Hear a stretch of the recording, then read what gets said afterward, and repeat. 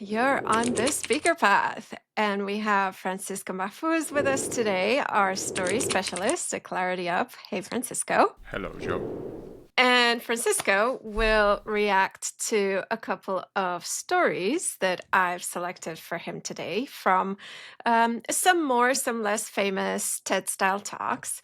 And I'm sure you might have seen some of them, but they'll be from a while ago. So this will be as candid as possible. All right, so here's the first one. I'm 6 years old, and all I can think about is getting the pink Barbie Corvette. I need $5 more. Luckily for me, it's Easter, and I know that my dad always hides one coveted $5 egg. I also know the best egg is the hardest to find. This year, I'm ready. Before long, I spot it right in the middle of my sweet 70s swing set pole. You know, the one that runs along the entire top of the set. I scramble to get the ladder and the yardstick and duct tape it to a broom handle. I fish it into the pipe and I shove that egg hard. It flies out the other side, and by the time it hits the ground, I'm waiting above it like an expectant father. The egg cracks open, and inside is the very opposite of my grand prize. Instead, a perfectly formed dog turd rolls out. Okay, let's take a minute here. That's a pretty great line to stop at. That's so. So how does this land on you? Well, she had me a dog turd. Like, that's a given. I have a friend who says inevitably any good conversation lands on this topic. Yes, So here we yes. are. Okay, so the first thing I notice is she starts straight into the story, which is a great thing. One of the worst things that people can do when they're telling stories is to have some sort of preamble, and the worst of all is, let me tell you a story. Or, once upon a time, which nobody really uses anymore, but story time or let me tell you a story are terrible. So avoid that. She starts straight in with I don't know, 7 years old, I think it was the age. Mm-hmm. But she's using the present tense. Not everybody likes that. I think it's more of an American thing. I've been told that it's more an American thing than anywhere else in the world. I like to use it because it puts us straight into the story. So I'm 7 years old, and whatever she's looking for the Easter egg. So I like that beginning a lot. I think it gets us straight into the story. The thing the story is well constructed. I think for how long we listened to was about 30, 40 seconds. Yeah, no, just over a minute, actually. Yeah. So a couple of things there that I would have done slightly differently. One is style and the other is content. So from a style point of view, I always like to think of this, and I can now remember if I heard this from someone or if I came up with it, but I think I heard it from someone. So something called the dinner test, right? Mm-hmm. Which is, I don't like telling stories, and I don't like my clients to tell stories in a way to an audience in a way that they wouldn't tell over dinner. Okay, I sometimes describe this as bar, not Broadway. And it's not too bad, but there's a couple of things she does where she starts going like, ooh, I'm very excited about this. And I just imagine you telling this to a friend, just one-to-one, and that would be kind of awkward. So it's okay, she doesn't overdo it. I would prefer to just be slightly more conversation and not acting. And the other thing is content. I asked you how long we've been doing this, but if she's taken a minute to go from she's 7 years old, she's really looking forward to finding this Easter egg, and there's a dog turd in it. There's no need for a minute in there because I don't know to this stage what is the real importance of this, other than that she really likes to find Easter eggs, right? I haven't heard anything that tells me about her character, that tells me about a talk that we're going to listen to later. And a minute, especially in a TED Talk, I mean, this is, I think I remember this TED Talk. I guess this is 14 minutes long at least, maybe 18. Maybe a minute is not that bad, and it wasn't at the time that bad to spend a minute setting it up. But nowadays, a minute out of a talk that should be about 10, 12 minutes would be suicide, right? Like you need to get close to the interesting part of the story, the relatable part of the story quicker. And I think 30 seconds was probably enough to get to dog third. What about this diving right in? You mentioned that as one of the highlights for you. And yet, with most of our clients, we don't actually do this. So, what is up with that? We always recommend that clients do this when they're giving a keynote or most live presentations would almost always suggest that you start with a story. There are other ways to start. I mean, I always start with a story. Brian basically never starts with a story. He does the weird hand thing that we talked about in a different episode. But on a TED Talk, it can go both ways.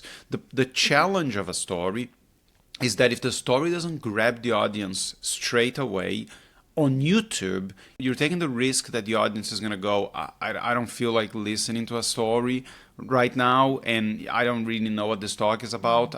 Maybe some other time, right?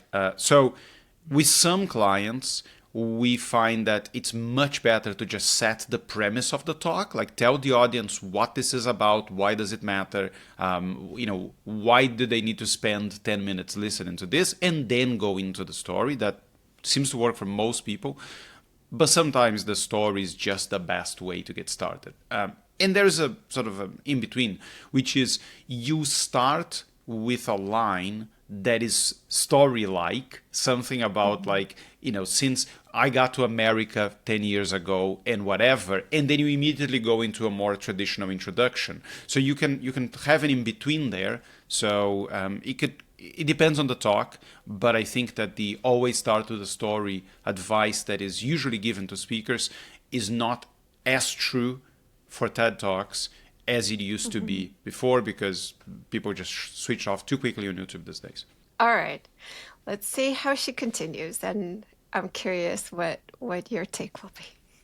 I burst into loud hysterics. At the same time, my father explodes with laughter.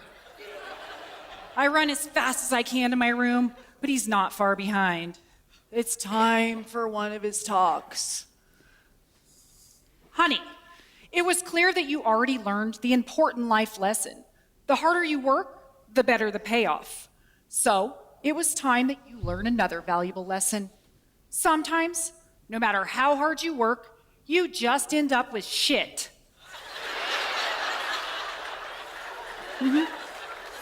And who better to teach just this sort of hard-hitting, direct, and painful life lesson to 6-year-old me than my father?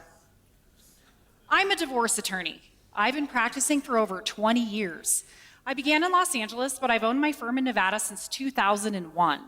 My firm has a particular subspecialty, men's rights. Okay. Where are you so far? Okay, so one thing I noticed before, and I didn't mention in the first round of comments, was there's a picture behind her. I'm not sure what that picture is about. It hasn't made a great deal of sense to me as she tells the story. I would just prefer the picture not to be there because it's somewhat distracting. There, yeah. I don't think that's a TEDx picture. I think it's for her talk. I don't see the point of that picture so far. It distracted me a little bit in the beginning. Second, again, a little more of the whole gestures and acting out stuff. I'm not a massive fan, especially when they're just going along things that we understand, like I'm running. Like we understand running. You don't need to mime it. And the other thing is, I like the lesson that he's getting out of it. The father seems to be my kind of father.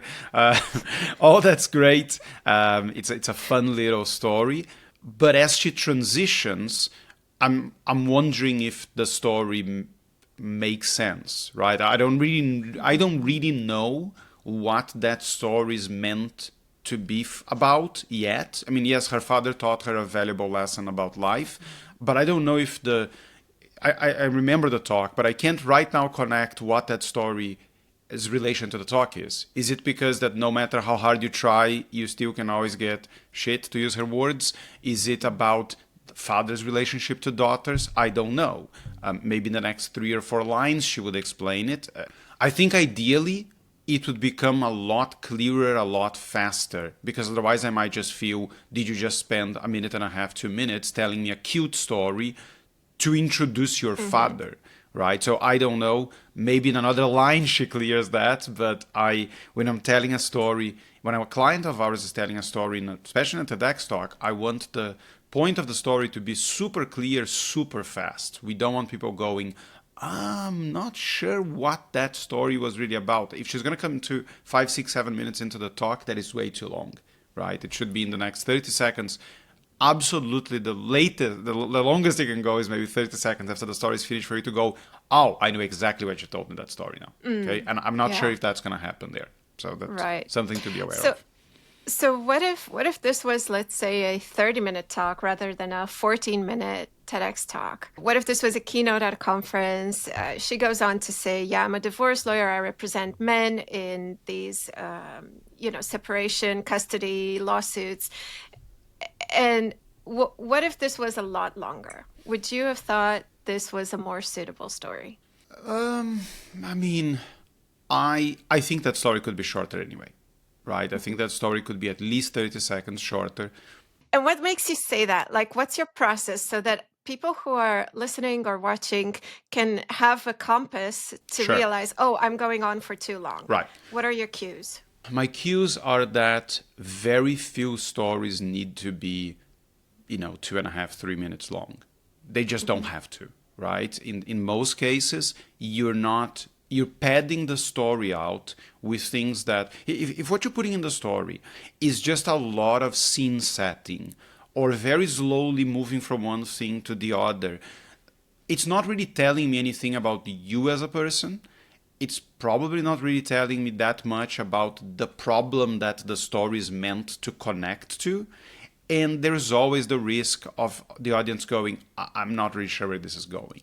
Right? And that's not something you ever want. If you have an hour, that doesn't mean that now a story that should have been a minute and a half is going to be 3 or 4 or 5 minutes, because you can still lose the audience. They might not leave the room, but mentally they're checked out, and then you have to get them back later. And every time you launch into another story, which almost certainly you will in a keynote, they'll be going, oh no, another rambling story. So don't be tempted to fill time just because you can, right? Yes. I mean, if the question is that what needs to happen in that story so we understand, she's very excited about getting an Easter egg. I don't know why. I would have liked to know why. She starts, she's looking for it. She finds it. There's a surprise inside that her father talks to her. Like, that's it, right? Like a lot of the other stuff of like the swing set and what the swing set looked like. And like, there's a lot of stuff there to just that is kind of cutesy. Doesn't necessarily add to the story. And I think this talk, because of the subject, this was going to keep people's attention anyway. This is a female lawyer that specializes in men's rights. This is not a talk where she's probably going to lose the audience anyway, but not every TED speaker has this advantage, if you want to call it that. So the stories, Brian likes this line, a story should be as long as it needs to be and not a second longer, right? No longer, yeah. So what would you do to upgrade this talk, knowing that the point of it, that she does make a little later, but later, is to show that fathers parent differently, and that doesn't necessarily make it worse than what mothers do in their parenting. So how would you bring that message home, starting from her story? So again, make the story a little shorter, right? The ending is just about as good as it needs to be, right? It's very clear that that's the type of thing her father would have done. I think she missed a connecting line there that could have come, maybe comes later, it could have come earlier. I always thought my dad was a very, a particular person, or the way my dad raised me felt very unique to me. But I found out that wasn't the case. Because for the last how many years, I've been working as a men's rights lawyer, blah, blah, blah. And then I've got at least a direct connection between the story you just told about parenting styles and what you do. And now I know the story serves some purpose, right? And I could think, okay, well, you're talking about men's rights, and you just talked about how your father parents differently. I can kind of see more or less what the point there is. It's going to say there is a reason why men are important when you're raising, fathers are important when you're raising children. Then I got a glimpse of a point, right? I think that you want to have especially when you're telling a story, the audience needs to understand what the point of that story is. it shouldn't come 5 minutes into 6 minutes. I remember that story I told you earlier. Remember how differently my father. That shouldn't happen, right? It should be very clear straight away. You've told the story to set to make it very clear in our minds what type of father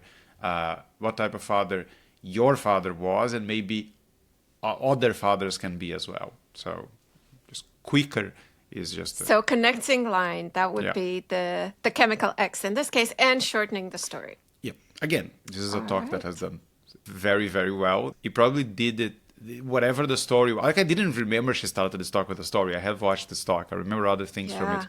But it didn't hurt the talk in any substantial way. But again, the topic is so interesting and potentially controversial that, she would have to try very hard to lose the audience before she got into the meat of it.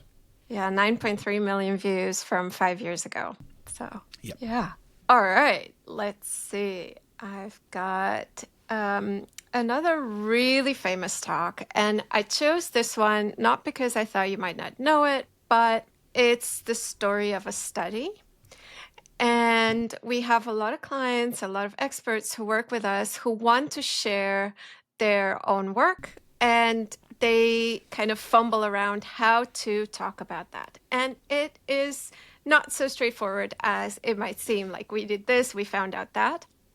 So I'll share a little bit of this one, and I'm curious what you think. Time.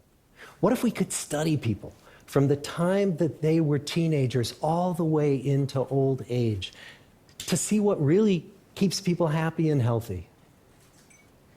We did that.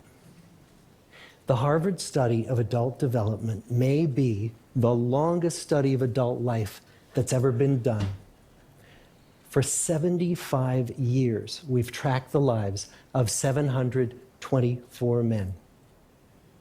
Year after year, asking about their work, their home lives, their health, and of course, asking all along the way without knowing how their life stories were going to turn out. Studies like this are exceedingly rare. Almost all projects of this kind fall apart within a decade because too many people drop out of the study, or funding for the research dries up, or the researchers get distracted, or they die, and nobody moves the ball further down the field. But through a combination of luck and the persistence of several generations of researchers, this study has survived. About 60 of our original 724 men are still alive, still participating in the study, most of them in their 90s.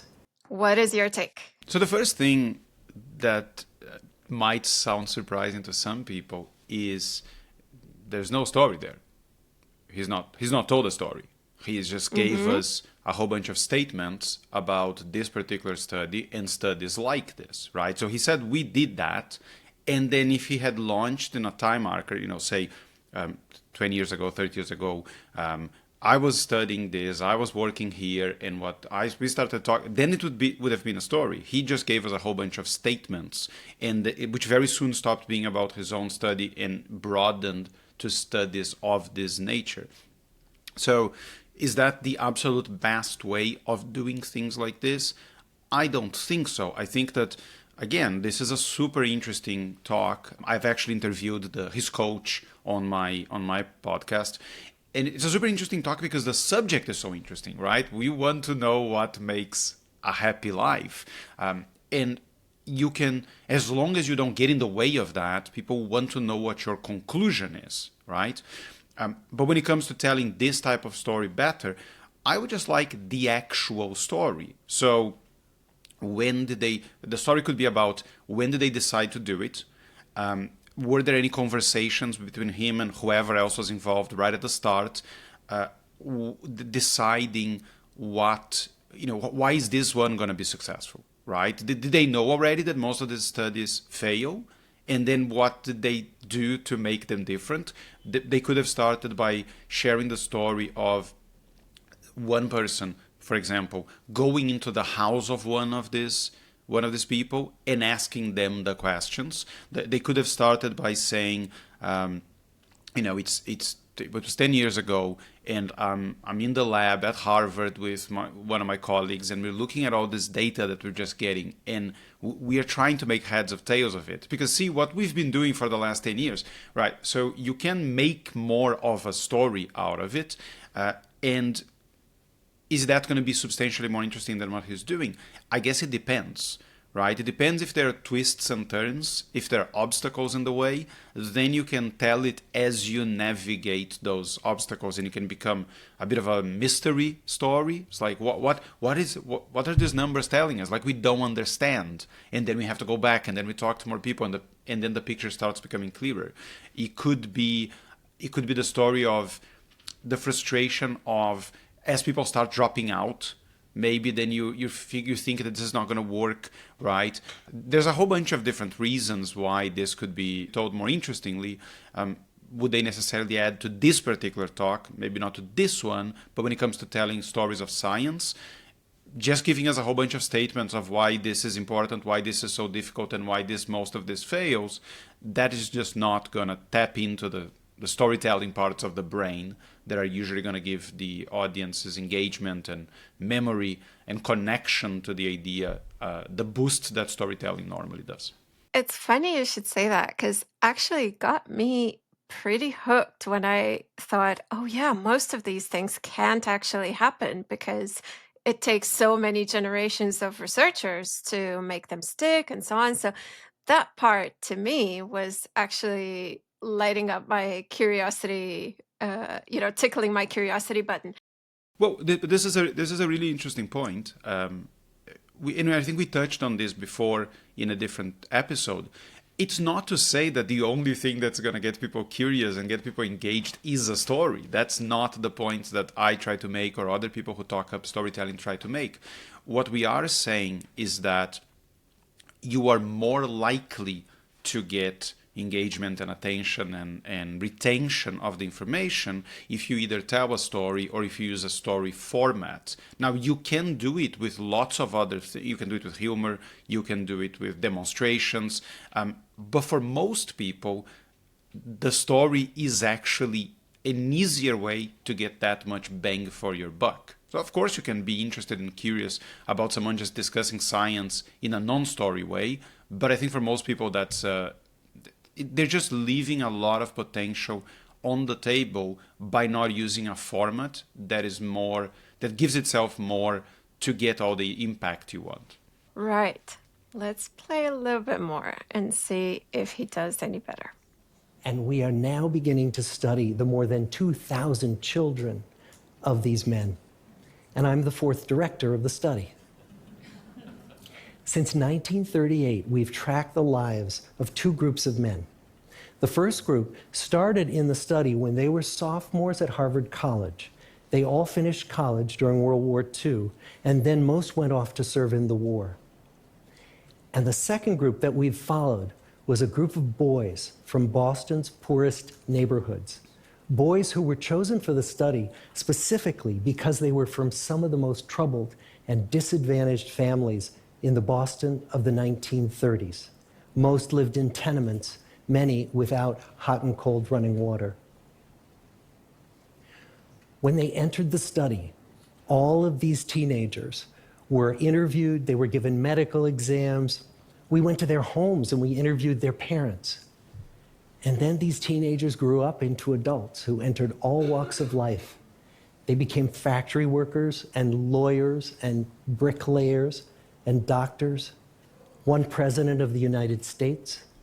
Okay, I'll stop there because you get the gist. Still no story to be found. Still no story. So what if someone were to argue, yeah, but he goes like, first we did this, and then we did that, and then we did that. Isn't that a story? No, it's a timeline. If you go into a company's website where it says our story, and it says, we were founded in 1937 in, Cedar Falls, Iowa.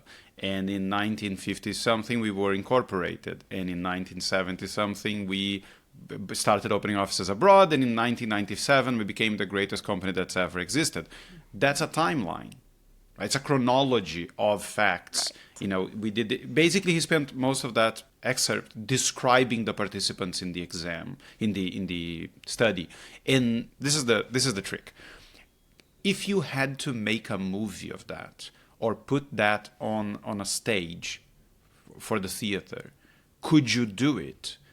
And I think the answer there is pretty much you couldn't, right? There's no way to do that unless you turn that into a conversation between people, right? If he's sitting down with someone and explaining to another character what happened, otherwise this is just voiceover, right? In a movie, this would be the Star Wars, wording that comes down the screen. There's no way to act this out, which doesn't mean that it's not interesting on its own. This is very interesting, but it's not a story. Okay, and it's funny that the word that came to me was conflict. Like you said, conversation, and I was going to say conflict in that moment, because that's kind of what I'm missing for this to be a story. Yeah. Right. Yeah. Yeah. We want the answer, right? We want the answer to this talk. Arguably, we don't need most of the information that has come to us so far is not actually that relevant to finding out what the answer is later. It just means that they've talked to people, they've researched people from various backgrounds who ended up having very different lives, right? So this is just setting up the stage for the answer is still the same, right? Doesn't matter how different these people are, the answer is still the same, and that's important. But arguably, once you hear the answer, you don't feel, oh, it was super important that I got all of this background before. So if you have science that is super, super interesting, then you don't need to do as good a job at getting the audience engaged and interested. But we have clients, we have a client whose talk is about to come out any moment now, and he puts GPS trackers on whales. I mean, that is not the most relevant science to most people compared to what makes for a good life. So are you really going to watch a talk about putting GPS trackers on whales if it doesn't feel relatable to you, if the stories aren't super engaging? You probably won't.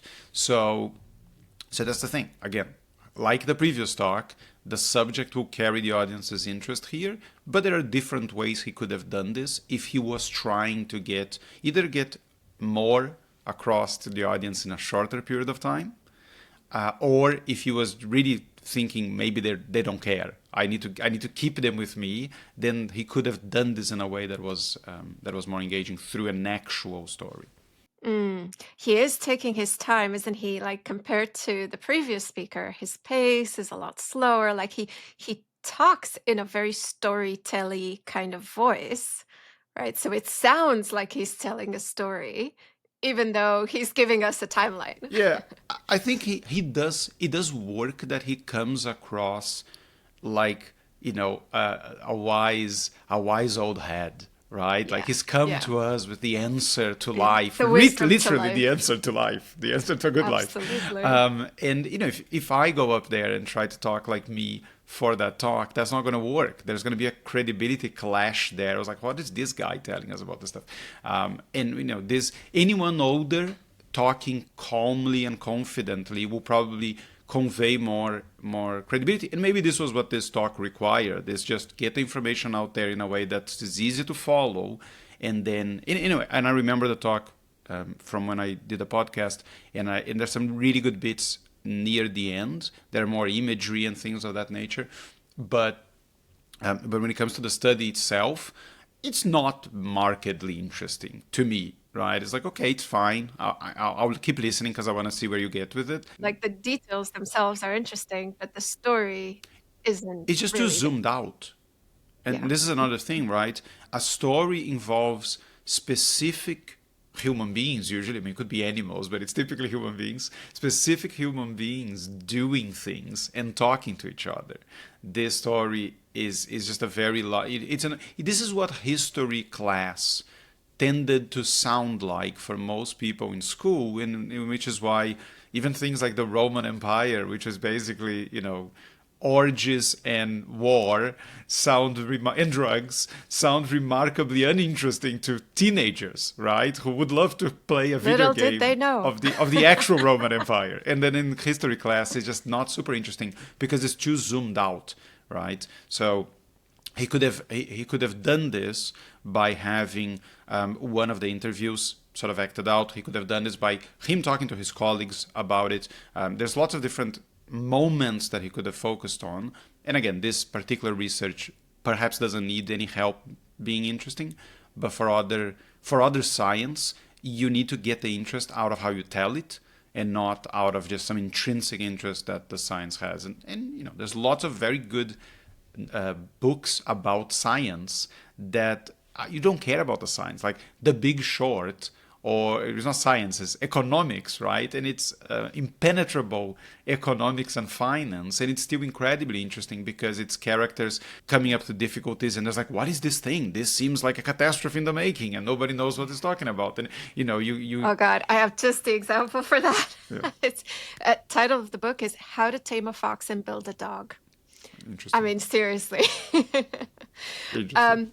So before I digress any further, Francisco, your top 3 things for any scientist to do in order to tell the story of their study or of their science. I tend to find that you're either telling us about the discovery of the problem that leads into the science, or you're telling about this big mystery, this unexplained thing, or this very unsurmountable challenge that is happening somewhere into the study or the research, right? So it's either I found this problem in the real world, or somebody brought me this problem in the real world, and then I started studying it. So that's a fairly common one. And the other one is I was studying this thing, and it was pretty straightforward, right? We're doing this, we're interviewing some people, but then we started finding there was some really strange stuff coming up in the data. And I remember one day I walked into my colleague's office and I'm like, listen, am I just reading this wrong? Because this doesn't make any sense. And then you just sort of get the audience to go, oh, hold on, there's something happening So here to create that might that be conflict, interesting. that tension. So yeah, when you discover the subject of your study, or when the results start sounding unbelievable, or just nothing you could ever have expected, that tends to be one of the best ways to make a study a little more interesting than just talking about the problem, talking about the results. Okay, I have got a real clicker now, and I'm pretty sure you've seen this one. So 2 stories here Okay. that we're going to hear very quickly, one after the other. Right. So my patient Fernando, he's plagued. He goes on. I thought I knew my life. I thought I knew who you were, who we were as a couple, who I was. Now I question everything. Infidelity, a violation of trust, a crisis of identity. Can I ever trust you again, he asks. Can I ever trust anyone again? That was story number 1. She's using dialogue, which is one of the best ways to tell stories, because it's easier to give emotion to the story by just putting more inflection in your and volume and variety in your voice than it is by almost anything else, right? I think we don't need to be particularly great actors to say something sounding angry or impatient. I think most people can do that fairly well, which is one of the reasons why dialogue is very helpful. The other thing dialogue does is it allows you to sound like a normal person speaking and just leave a lot of context out, but we can infer what the context is, right? It's like, this is a talk about infidelity. I'm assuming that what the guy is referring to is that his partner was unfaithful, right? But she doesn't need to spell out anywhere near as much as if she tries to say this without a dialogue. It would sound like, so I was talking to my patient Fernando, and Fernando was talking to his girlfriend, wife, husband, whatever. And Fernando was telling his husband that now that he's been, it's just so cumbersome to say it, right? Whereas if you just says, and Fernando says, I want to yawn just listening. Yeah, it's just, he said, yeah. Now that he has been unfaithful, who is he? Just like, it was Fernando that's unfaithful, the partner was unfaithful. It's awful. And if you do it in dialogue, it's very easy to understand and very quick. So yeah, that's great. Very relatable, Yep. right? Yep. Okay. Story number 2. And this is also what my patient Heather is telling me when she's talking to me about her story with Nick, married, 2 kids. Nick just left on a business trip. And Heather is playing on his iPad with the boys when she sees a message appear on the screen. Can't wait to see you. Strange, she thinks, we just saw each other. And then another message. Can't wait to hold you in my arms. And Heather realizes these are not for her. She also tells me that her father had affairs, but her mother, she found one little receipt in the pocket and a little bit of lipstick on the collar. Heather, she goes digging, and she finds hundreds of messages and photos exchanged and desires expressed. The vivid details of Nick's 2-year affair unfold in front of her in real time. Okay. What are the differences between the 2 stories so far? So on the second one, she gives way more context, but she does it fairly quickly, right? She says, Heather is telling me about her story with Nick. Nick, married 2 kids. Nick is going on a business Married trip. 2 kids. Yeah, that was so effective. It's very short. That line. It's very rapid fire. Then you have something that you could easily put on a movie screen, which is she's on the iPad. It's like on his iPad with the boys, and I shook my head. It's like that is never a great idea. And then the message comes in and made me remember that exact thing. Well, not exact, but very similar thing happened to my father. That's when he learned that connecting his phone and his iPad to his wife's iPad wasn't a good idea. In my father's case, it was innocent. It was just a friend of him kind of being a bit loose with his language about so many good-looking women in this, boring dinner we're going to. It wasn't an affair. But yes, not a great idea. So that's great. And then she does something else that it's not my personal preference, but she pulls it off very well, which is the language that she's using becomes slightly more poetic. So she says at one point a line that I thought was great. She says, photos exchanged and desires expressed, right? So it's not language I would normally like to use because it sounds a little fancy for my liking. But there it worked super well because she managed to get a lot across in just one line. Yeah, right? Another of these really economical expressions that she has, and it's kind of padded with a lot of normal language. Yeah. And then she got out of. She went into a more descriptive type of story, and I talked about her mom, and the mom found this, and the mom found specific details as well. It wasn't her mom found proof of her father's infidelity. It was her mom found a receipt in a pocket and lipstick on the collar. Right, which is way more powerful than saying her mom also found proof of Heather's father's infidelity. I don't know about you, but every time I see this talk and I hear these snippets, these moments in time, I feel a pang in my stomach because it kind of takes me back to similar experiences that I've had. It's very realistic for me. This is something that it's very difficult to understand conceptually. It doesn't make a lot of sense if you think about it. But it's this idea that specific is universal, right? Maybe you've been in a relationship where someone was unfaithful, and maybe there was no receipt in the pocket or lipstick on the collar or message on the iPad, but there was something. And as soon as you hear the details of Heather's relationship, it immediately takes you to what happened in your relationship, and you go, oh, I never found lipstick on a collar. What I found was this, right? Mm-hmm. And for some reason, if she just said, and Heather's mom found proof of her father's infidelity, your brain struggles to go, it's like, proof of her infidelity. What proof? Did she walk in on him? Did she, suddenly a lot more vague. Yeah, it's like, what kind of proof? Whereas if you tell us what the proof was, you go, oh, this type of you didn't cover your tracks well enough type of proof. Okay, that is what, it's very different than, I don't know, got a detective to take photos of him, right? So it's difficult for people to realize this and stick to it, but the more specific you are, the more real your story feels, because it doesn't, obviously you could just make that up, but it doesn't feel like you're making that up.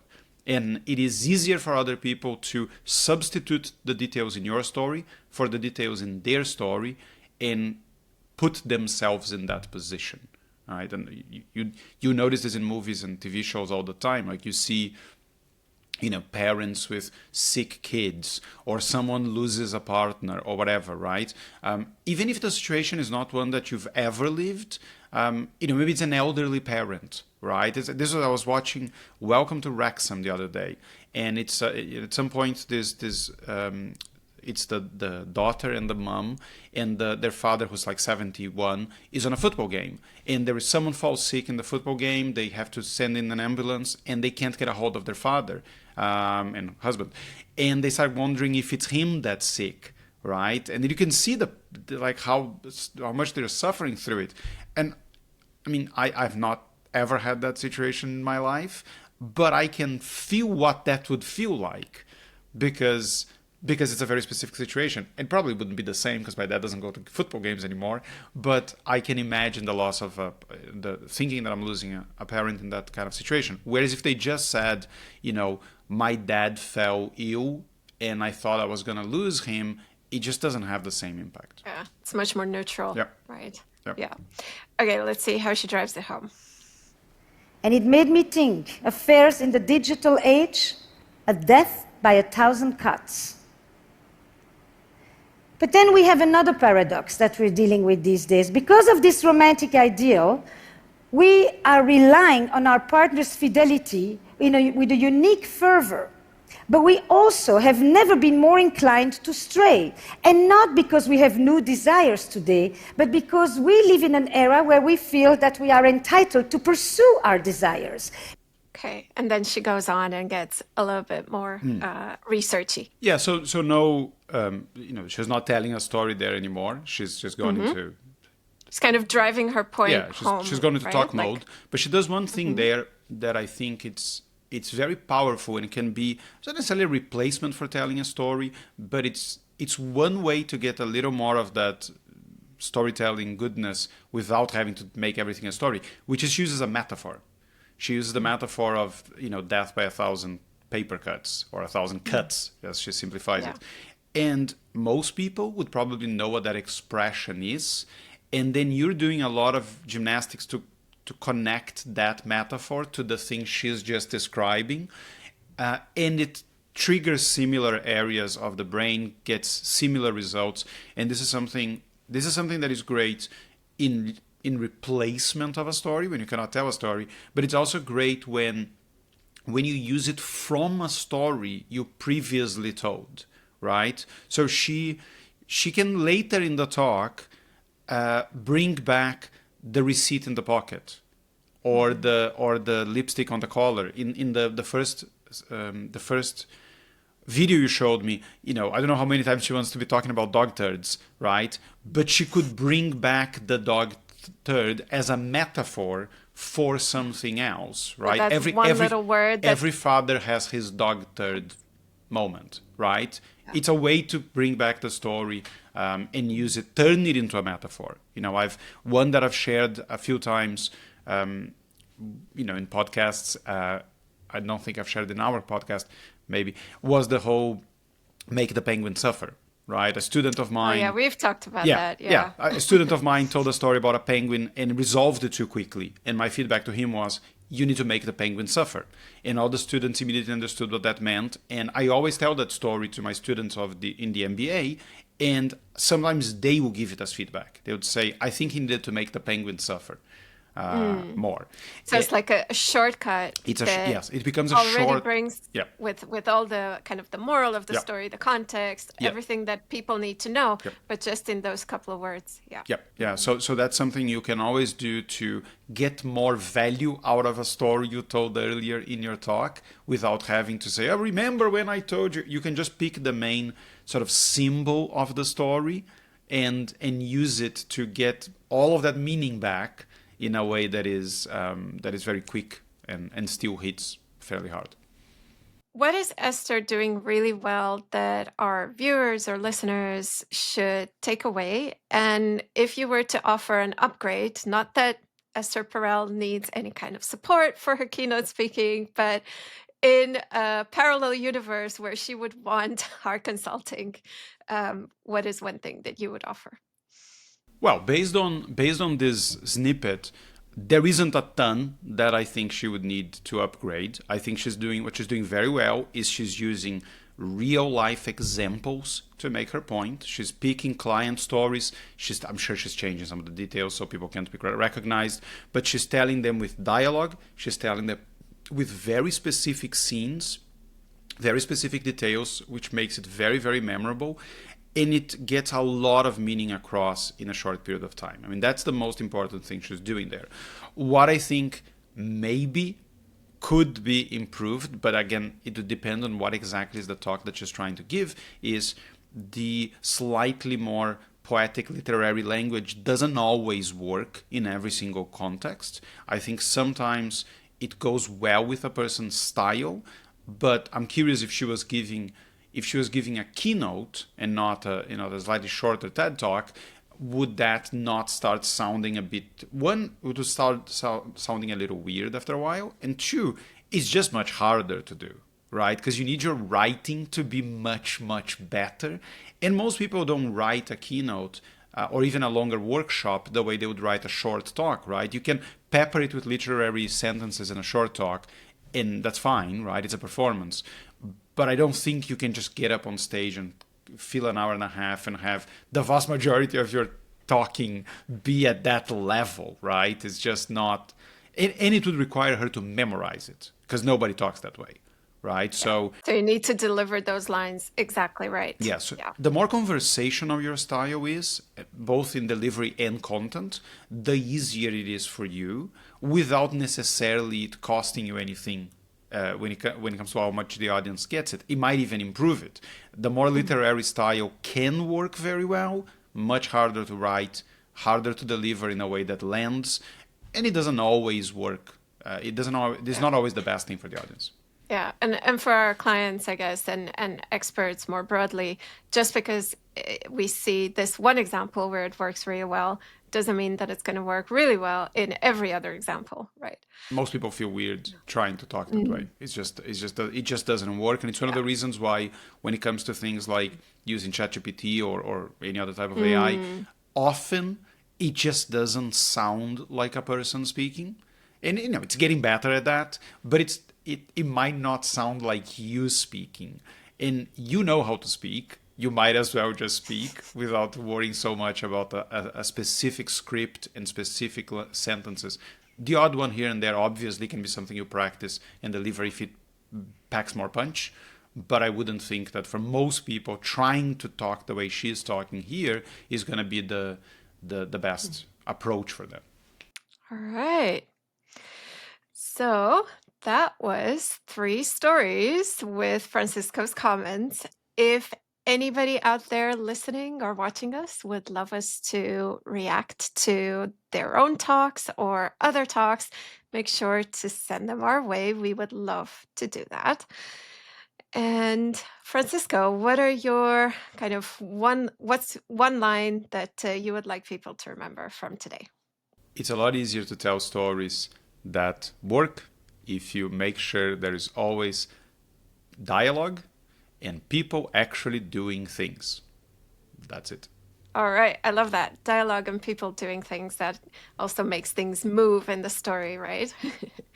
Yeah, fantastic. Well, thanks for that, Francisco. And I'll see you on the Speaker Path.